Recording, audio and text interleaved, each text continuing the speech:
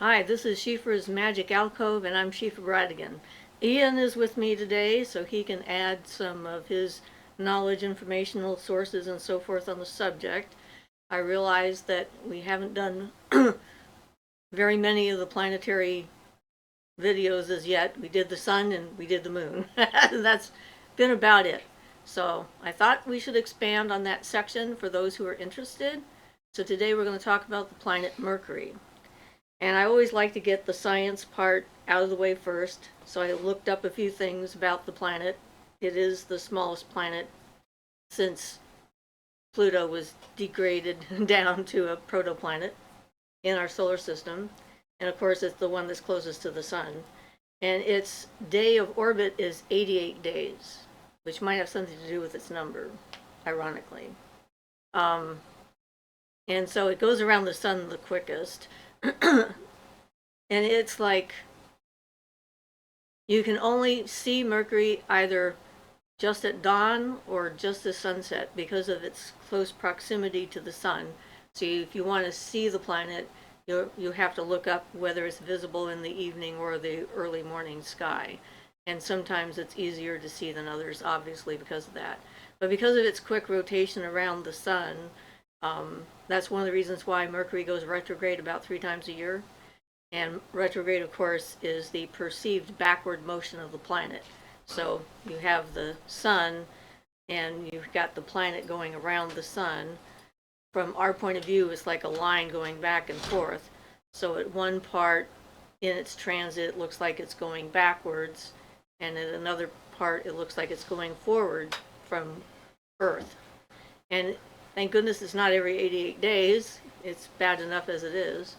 But people are more notice Mercury retrograde probably easier than any other kind of astrological event that's out there because of the fact that it's talked about in the media all the time and people are constantly hearing about it and so forth. And the planet is sort of like in charge of communication and travel and things like that. And so that's one of the reasons why people tell others not to make plans or do important decisions and sign contracts and all that kind of stuff because communication can go awry between parties. I personally don't seem to be affected by Mercury retrograde as much as a lot of people. Ian is definitely affected by Mercury retrograde.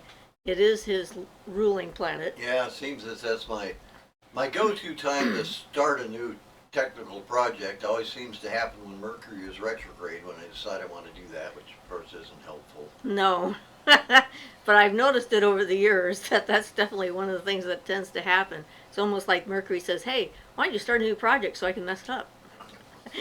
Let's see if I still have the juice to mess things up. So, it's an interesting effect that it seems to affect people in different ways. In my massage practice, it affected my clients and their schedules more than, and because of I was the therapist, affected me that way. So other people were being affected, like their plans were falling apart or changing on them, without regard to whatever else might be happening and stuff.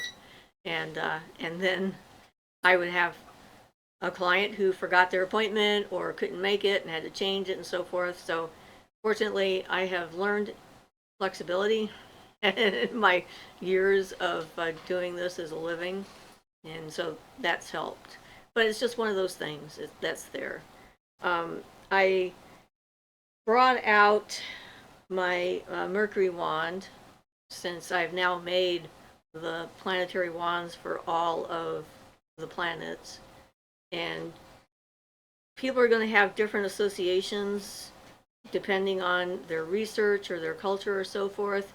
And I picked eucalyptus as my wood because of its fragrant smell and the air element that's in it, because Mercury is associated with the air in that sense. And I picked opal for my stone because of its color changing properties and that kind of thing. And so, when you're constructing a wand for a purpose, thinking about what you're doing, why you're doing it, I worked on this only on Wednesdays, since Wednesday is Mercury's day. When I, started it up and charged it and everything else and making it, etc. So I have like regular opals, fire opals, and honey opals on this, and added a quartz crystal to help with putting the energy where I wanted it to be. And so I have some personal story with me and Hermes. When I lived up north, I was stuck in a snowstorm and stuck in a ranch I somehow had a key to with my kids, waiting for help to come. It was like we had a 10-foot snowfall in a 3-day period, and we got trapped up on the mountain. And David was with us at the time, and he walked down the rest of the mountain to go get help. And while he was gone, me and the kids were chanting to Mercury and Hermes and asking for help and all this other stuff, and help came in the form of snowmobiles that were driven by maniacs. And so it was very swift help, and Mercury is known for his swiftness. Yeah. Swiftness is one of his things, and travel, and I have no clue if it was retrograde at the time or not, because I wasn't aware of that then, living in the middle of nowhere. I wasn't tuned into it, but then I swore off Hermes. I didn't want to have anything to do with him at that point. And Mercury, and it's like, yeah, you sent me help, and I thought I was going to die, so, yeah. And so that was kind of funny. And since then, I have made, obviously, evolved a relationship with the planetary and the god form and so forth since then. But it was pretty entertaining, I'm sure, on all sides. It's like, yeah, well, it does sound perfectly appropriate for Mercury. Boy, those snowmobiles get you there fast. Yep, got me down the mountain. Thought they were going to go over the cliff and into the ravine, into the river, but yeah, we got rescued. I just didn't care for the types. I think being more specific is a good idea when it comes with working with any forces, period. Define what you're actually looking for. Well, that helps a lot because all your energy goes to that one point. You're not spread out in your focus. So when we were getting ready to do the Mercury Evocation, when we did for the Mercury sphere, we were going to put that video in under planetary stuff as well, so you guys can find it. There's a lot of information in there that we included in connecting with that energy and that kind of thing. So Ian is going to talk about some of that in case you aren't. Should I do that now? Yeah, why not? Talk about Bardon's thing with the numbers and... Sure. Well, there's a couple things I wanted to go over. And actually, I suppose I should start with the first thing rather than what I was picking there. But I guess starting with the number would be accurate. So everything about Mercury, the sphere of Mercury, is also summed up in the number 8. And for gematria and stuff, but if you want to make talismans or anything else like that, this is the information to work from.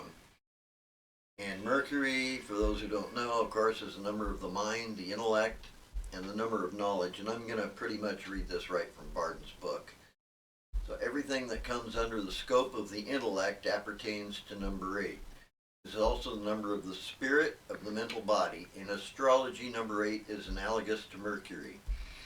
Its symbolic expression is the octagon formed by 2 interlacing squares. One square symbolizes the legality of the activity of the 4 elements, and the other square represents man with his quadrupolar attitude, the quadrupolar magnet, which is equipped with the 4 fundamental features of the spirit: volition, intellect, feeling, and consciousness, without which there is no knowledge.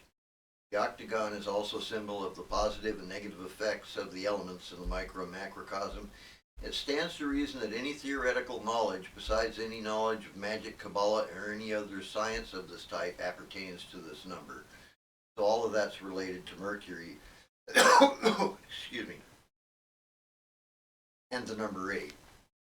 And I'm talking about the Mercury zones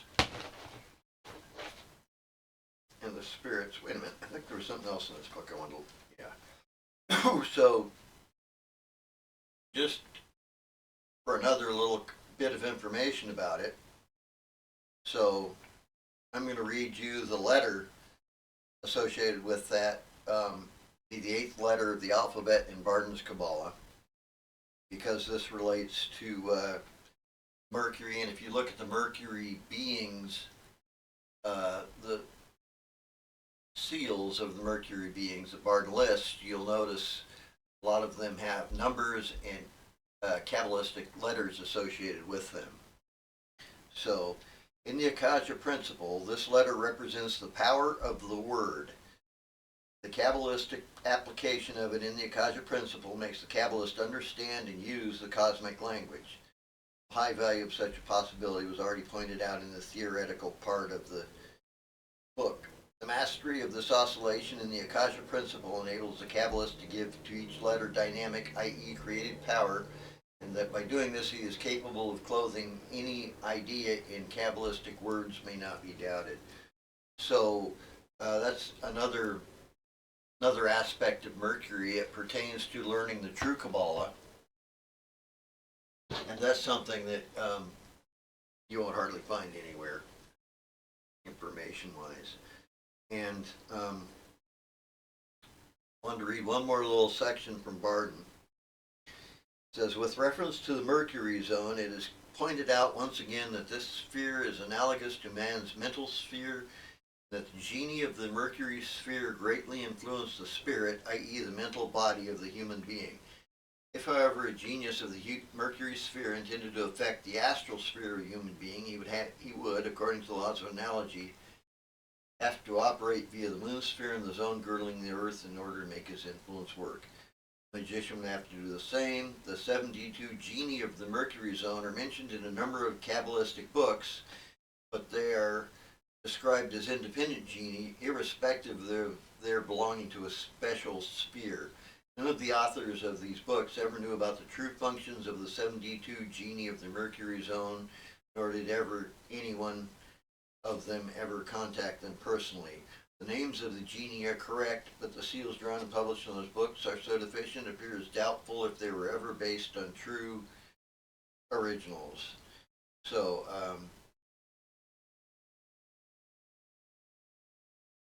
yeah, that's about it from the Bardon stuff, because those are kind of unusual things that you won't generally find elsewhere about the Mercury sphere. So when you're deciding you're going to work with a planetary energy, finding out as much as you can about it, and relating to it, finding symbols, images, colors, like yellow, orange yellow or whatever is Yes. a color for the sphere. And this corresponds to Hod on the Tree of Life, which is that color, generally an orange color. Yeah. And the mental aspect, which is like air as well. You know, it's got all that kind of stuff, which is why I went with the eucalyptus for the air fragrance. Yeah, well, kind and of the thing. color of those is perfect because it's supposed to be a yellowish orange. Is the ideal color, so. Yeah. Obviously, mercury is its metal, but it's kind of hard to work with. Yep. And nowadays, not as easy to come by because people are worried about its poisonous, toxic properties. But interestingly enough, I mean, you know, the mind is definitely a part of Mercury's entire thing. And Mad as a Hatter, of course, is a phrase that was coined because hatters used mercury directly to work with the felt, and the absorption of too much mercury in their system made them go insane. And so it's like, yeah, the Mad Hatters running around. So it's sort of like too much of a good thing is always a good idea to have balance when it comes to any of that kind of stuff. So since we can't really effectively work well with its metal, then there's other things you can work with, the color of a metal and that kind of thing, in order to bridge that gap between the ancient knowledge and so forth. Yeah, I For some reason my brain is like brass, of course. Mercury, brass is the metal used instead of mercury. Since, like you say, hard to write a talisman on a pool of mercury. Yeah. Well, there's that as well, since it's a liquid. Yes. At room temperatures, so. So brass is used for the talismans for mercury. And it's the good color. Yeah. Brass is a good color for that. Yeah. So I decided to look up a little bit about Hermes, since Hermes is one of the gods of Mercury, and Greek mythology was kind of my first mythology. There are plenty of other gods that are associated with the planet that you can look up and get more information about, but I thought it was kind of interesting looking at all the stuff. Hermes was the herald of the gods and protector of human heralds, so because of his job and so forth. And he also is considered the protector of travelers, thieves, merchants, and orators, and plays the role of guide to the underworld or psychopomp. And because of that, he gets associated with other deities that have a similar job, like Thoth and Odin and that kind of thing. Although I think some of those relationships are tenuous, and we like to look for similarities and things that aren't necessarily there. I think like the one with Odin is pretty lacking, but a lot of the characteristics are the same as Eliwan, Santeria, as far as the swiftness and the speed and communicating between the gods, between the planes. That's exactly what Eliwa does. Yeah, I was kind of surprised to see that the tortoise was one of Hermes' symbols, considering how slow the tortoise is. Yeah, that's something that surprises me. I haven't looked into the reason for it, but other things that are considered sacred or attributes of Hermes himself is the satchel, of course, because that's what he would carry his messages in. The winged sandals that he wore, and the winged helmet that he had. The palm tree, the goat, and of course the caduceus. And the caduceus is probably one of the most familiar symbols that we see of him influencing our culture throughout time, because it's like it's become the winged serpent staff has become the symbol of all kinds of things. There were also those shamanic attributes that I thought were interesting too. Hermes was linked to divination, reconciliation, which would be about communication between two different sides and being able to find the common ground, I'm assuming. Magic itself, sacrifice, and initiation, and contacting with other planes of existence, a mediator between the visible and invisible worlds. And those all fit perfectly, of course, with the other attributes. Yeah. That makes perfect sense. Yeah, so it's pretty clear that Hermes is definitely a Mercury being, when it comes to to that. And the ancients had their ideas of what that meant, and we're still using those, and they still fit. Oh yeah, and even the emerald tablet is ascribed to Mercury, and that was the as above, so below type of where they get that from. Emerald tablet. Yeah, I've heard of it. Yeah. So everybody's heard the as above, so below. Even Yes. all these little television shows that And when I'm casting my circle around my bedroom, I do the 4 elements, and then the acacia up above and below, and so, yeah. So even when we're casting that kind of a circle sphere, I guess, rather than a circle, and getting all 5 elements in, we have that. I thought it was interesting about the 2 squares making the 8-sided thing, and then the octagon, and I kept visualizing the 2 squares off-centered, and then the octagon drawn on the outside of it as a symbol for Mercury, which would probably work out pretty well. Do you have any of the examples of the seals of Mercury? Did you bring that book out? Sure. Because you were talking about how they looked. Here's one. How about travel? Oh, that's pretty cute. Let's see if we can get a clear shot of this. Yeah. This is without looking up that guy and seeing what he does, but Yeah, he has a foot. I'm looking at this one here. But you can see there's a lot of interesting kind of symbols and stuff. All of the Mercury beings have got all kinds of cool stuff. I'm I think this is towards the end, but I'm not sure. But there's 62, that's 61. right. Okay, so Oh, I there's always this thought that guy. one was interesting too. Yeah, this guy's kind of interesting. He might show up a little bit better. This is not the best color for this environment, but that bottom one here. I think it'll show up fine. Yeah, just as an example. Yeah. But these are all Mercury beings and stuff like that. So you can get a lot more specific than just the sort of the generalized energy of the planet. But, you know, if you're in a hurry, a dime, I think, works for some reason. A dime for Mercury. I'm not sure why. Maybe it's because there is a dime that had Mercury on it. It may not be true anymore. I don't know. That's one of those things that just sort of popped in. But, yeah. Oh, hey, listen, as long as we're doing this, I wanted to show people some idea of the Kabbalistic stuff. If you show that page, look, this one says USA across here, which has nothing to do with the United States of America. But you've got letters down here on this one, and we've got, these are versions of Hebrew. This is it. Okay, is this also Mercury? Yes, those are all Mercury. And so that's some of the Kabbalistic formulas like that. Like the letter at the bottom of that one, the lettering, A-N-T, whatever it is. A-N-T, T-M-S. They're just going to have to get the book to see those better. Yeah. Well, you know. Or we could, like, pull them out of one of the books and put them up as pictures or something like that if people wanted to see them. But it'd be better for them to have the book anyway. Yeah, it would. And, you know,